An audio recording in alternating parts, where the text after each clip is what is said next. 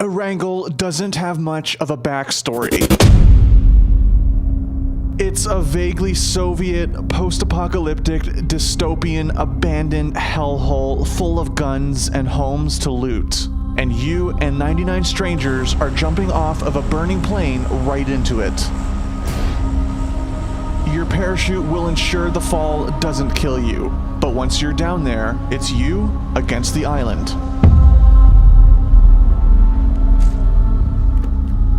99 strangers are on the hunt for you and each other. Every single one of them wants to be the last one standing.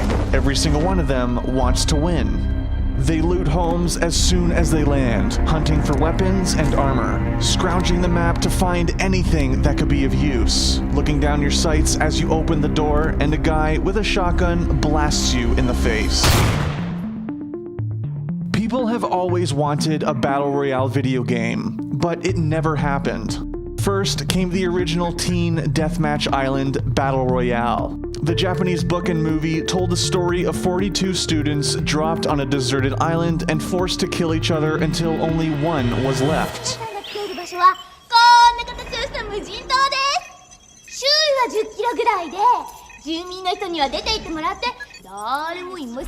It got people asking what they would do if they were in that situation. But the movie was not released in the West for years, leaving it an obscure cult classic. Then, years later, Hunger Games came around, and it reignited the fire. People wanted battle royale games, but no one was making them. But one person wanted it more than anybody else. Brendan PlayerUnknown Green. Brendan Green was not a game designer. He was an Irish photographer and web designer who followed the love of his life to Brazil.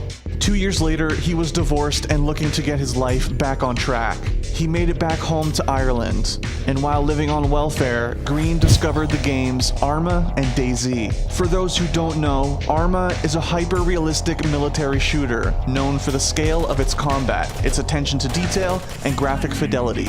Also known for being the foundation for an incredible number of mods, many of which were spun off of into their own games. DayZ is one of the best-known Arma mods, which use the hyper-realistic combat mechanics to simulate a zombie apocalypse.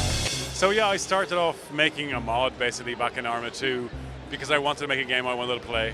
I saw games like the Survivor games, which were events for streamers, and I wanted to play that myself. So I decided to see if I could actually make one, and Arma 2 Battle Royale was born. The Battle Royale mod for Arma 2 was a departure from the tightly directed experiences offered by AAA games like Assassin's Creed. Green was not interested in those types of games. He wanted something looser, something grittier, something that gave you the freedom to show what you would do in a battle to the death. As DayZ broke free of Arma and became a standalone game, other developers took notice of how popular Green's mods were in the niche Arma community. Sony Online Entertainment, now known as Daybreak, hired Green as a consultant on their own DayZ-style zombie survival game. That mode eventually became H1Z1 King of the Kill, but by February 2016, Green had moved on. He was headed to Korea, where he got an interesting offer. Chang-Han Kim, a Korean game designer working for Bluehole, wanted to make a battle royale game. He was inspired by DayZ, but when he researched the battle royale format more and more, he kept coming across Green. And less than 1 month later, he was Bluehole's creative director. Development moved fast. Green and Kim's team had the autonomy to create the game that they wanted, and they wanted it to be playable within 1 year. The game started its development in early 2016, and the plan was to follow an early access schedule. Green and Kim wanted to get the game in customers' hands fast for a low cost, and keep improving it over time. But the foundation needed to be laid down before anything else.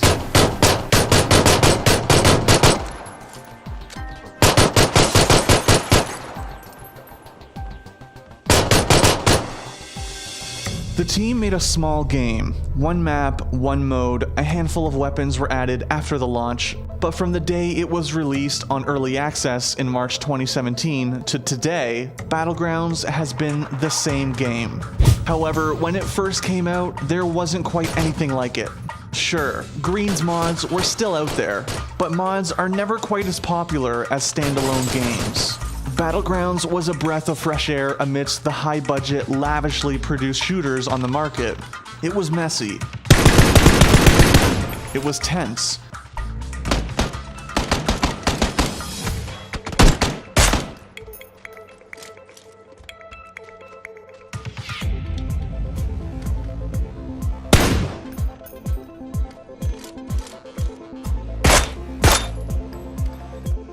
And it was complicated, but most importantly, it was fun. The island is the most important part too. While Green has said that his team is working on more maps, Erangel will always be the most iconic thing about Battlegrounds. It's the game's main character, with familiar landmarks, wide open spaces, and bizarre, unique topography. It's not realistic. Swamps, farmland, mountains, and towns all mingle together to make a backdrop that has much of a hand in the action as the players do. And the players came to Battlegrounds fast. For only $20, they got to live the fantasy of surviving the apocalypse. The game's player base grew every week.